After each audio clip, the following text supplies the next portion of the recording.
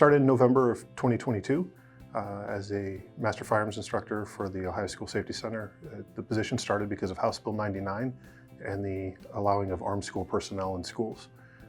Since that time, it really dictated the criteria of who could carry, what they must do in order to carry, how they must maintain that annually.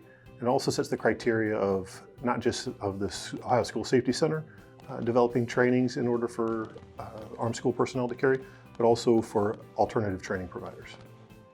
Early on, we were working with developing curriculum and working with new mobile training officers as they were hired. We've also developed some additional curriculum. We developed a tactics class for them to not just learn how to shoot, but how to respond to a threat. We also purchased a firearm simulator so that we could work with them on things like tactics and decision making. Since that time, we've also begun working with law enforcement, doing firearms training and response tactics to an active shooter for law enforcement as well.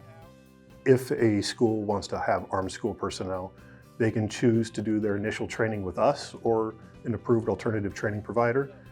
Once they do that training, they then have to do an 8-hour annual requalification to keep up their certification. It's important for school personnel, mainly because it's a big responsibility for them to begin carrying, and many of them, because they are either teachers or administrators or other positions, this isn't their primary job. It's to obviously teach or to do whatever else they do in the school.